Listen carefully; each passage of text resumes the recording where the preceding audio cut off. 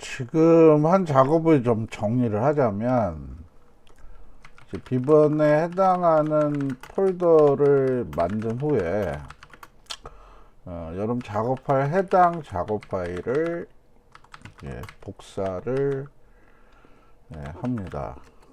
그죠? 그런 다음에 이제 이미지 사이즈가 큰 경우에는 포토샵으로 이미지 사이즈를 조절해야 됩니다. 그래서 그 사이즈, 그럼 조절하는 사이즈는 문제를 보시고 사이즈를 추정을 하셔야 돼요. 그 다음에 거기에 이제 맞춰졌으면은 이제 시작을 하시면 되겠죠. 그죠? 그렇게 이제 적응하시면 됩니다. 거기에 맞춰졌으면 이제 포토샵으로, 포토샵이나 일러 상관없죠. 일러스트레이트로 로고를 만들어서 저장을 합니다. 근데 로고에 대한 유형을 제가 좀 전체적으로 전부 다 보니까 헤더에 들어가는 로고, 부터에 들어가는 로고 이 유형이고요. 헤더에만 들어가는 로고 그렇게 되어 있고, 만들지 않고 제공하는 로고를 사용하는 유형, 이렇게 세 가지로 이제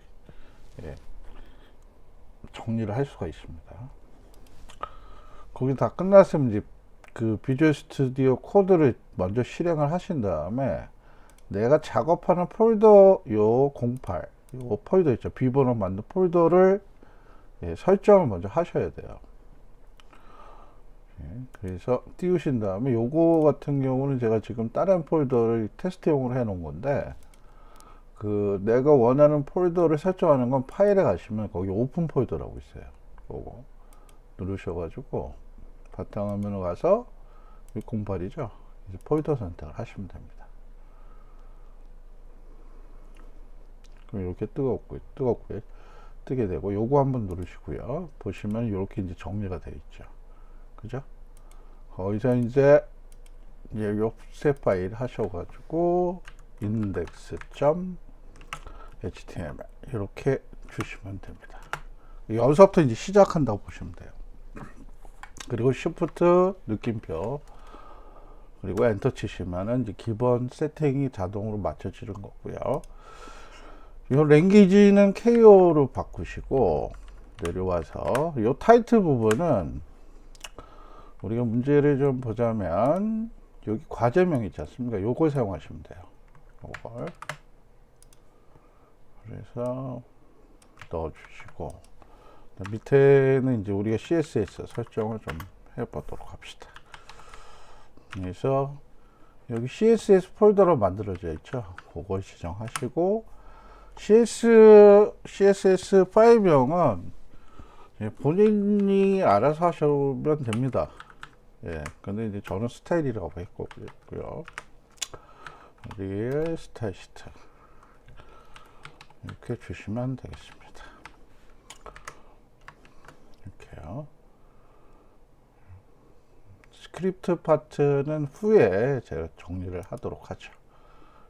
이렇게 되면 되고요. 지금 비주얼 스튜디오 코드에서 요거가 이렇게 동그라미가 나오는 이유는 저장이 안 된 거거든요. 저장하는 단축키는 컨트롤 S 눌러주시면 돼요. 그래서 좀 보시면 우리가 처음에 했던 게 기본 코드 나오는 게 Shift 느낌표, 그죠? 그래 주시고 저장이 뭐예요? 컨트롤 S 여기까지 한 겁니다. 네. 그 다음에 우리가 이제 문제를 좀 봐야 되겠죠.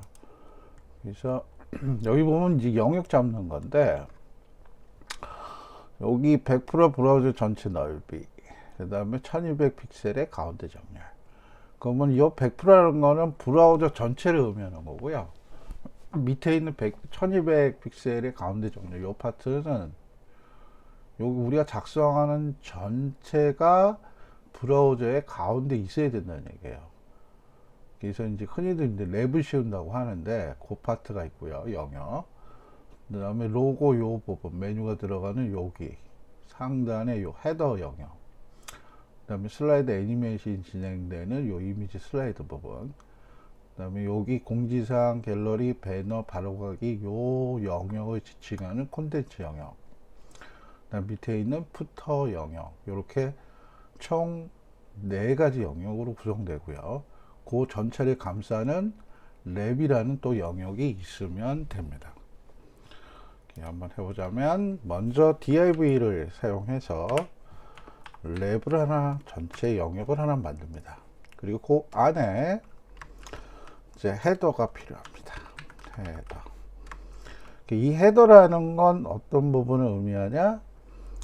보시면은 요 로고 요 파트를 의미합니다. 여기 요 파트 메뉴까지. 그 다음에 요 밑에 슬라이드 파트가 필요하죠.